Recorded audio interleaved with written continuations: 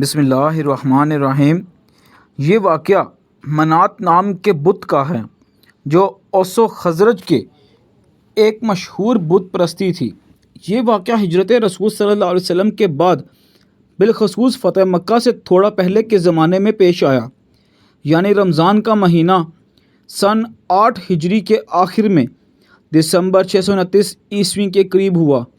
منات کا بت اور وہ لوگ جو اسے پوجتے تھے مدینہ سے کچھ دور بحر احمر کے نزدیک ایک ساحلی علاقے میں ایک چھوٹا سا مقام تھا جسے قدید کہا جاتا تھا، اور وہاں المشعل کے قریب منات نامی بت نصب تھا۔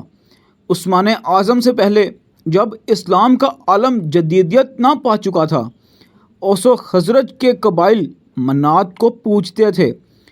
اس کے پیشواؤں اور مراسپتیوں کے ذریعے خاص رسمیں ادا ہوتیں، لوگ اس کے سامنے التجائیں کرتے اور اس کے نام پر قربانیاں پیش کرتے۔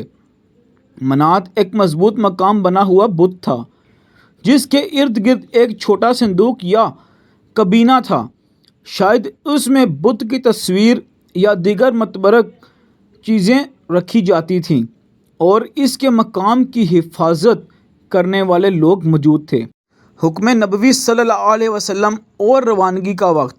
جب نبی صلی اللہ علیہ وسلم نے مکہ فتح کیا تو یہ ظاہر ہو گیا کہ اسلام نے کفر و شرک کو ختم کرنا ہے۔ بڑے بتوں کی تباہی کا حکم آیا، ایسے بت جو لوگ پوجتے تھے اور جن کو مشرکین کے دل و دماغ میں اہم مقام حاصل تھا۔ منات بھی انہی بتوں میں سے ایک تھی۔ رسول اللہ صلی اللہ علیہ وسلم نے ایک صحابی کو فریضہ سونپا کہ وہ منات کو ختم کرے۔ بعض روایات میں نام سعد بن زید الاشہلی آیا ہے اور ساتھ تقریباً 20 گھڑ سواروں کا ایک قافلہ ہمراہ تھا۔ منات کا مقام اور استقبال۔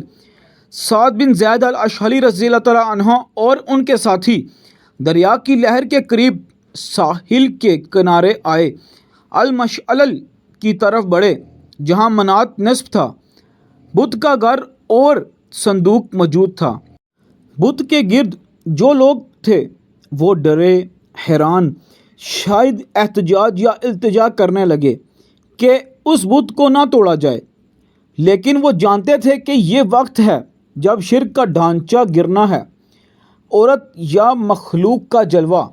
جیسے ہی سعد رضی اللہ تعالیٰ عنہ اور ان کے ساتھی بت تک پہنچنے لگے، ایک عجیب منظر سامنے آیا۔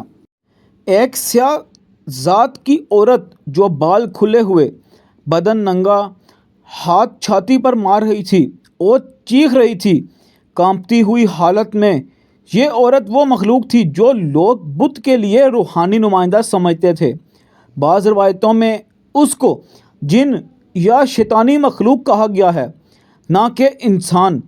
لوگ فریاد کر رہے تھے، نہ ہو من منات، یعنی منات سے بچاؤ، لیکن سعد رضی اللہ تعالیٰ عنہ نے ہمت نہیں ہاری۔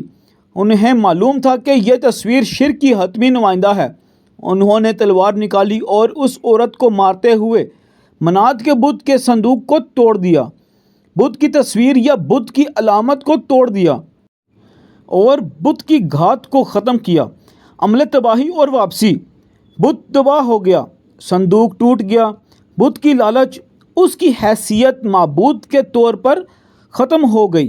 سعد رضی اللہ تعالیٰ عنہ اور ان کے ساتھی فوراً واپس روانہ ہوئے تاکہ نبی صلی اللہ علیہ وسلم کو اطلاع دے سکیں۔ ان کی واپسی کا راستہ نسبتاً پرسکون رہا کیونکہ بت کا اثر اب ختم ہو چکا تھا۔ معنی و اثر۔ یہ واقعہ محض ایک بت ٹوٹنے کا نہیں تھا، یہ شرک اور آئیڈیل پوجا کے نظام کو توڑنے کی علامت تھی۔ لوگوں کے وہ نفس جو بت پر انحصار کرتے تھے، اب انحصار اللہ تعالیٰ کی طرف ہو گیا۔ اوس و خزرج کے لوگ جنہوں نے منات کو اپنا درمیانی واسطہ سمجھ رکھا تھا، اب دوسرے راستے اختیار کرنے لگے۔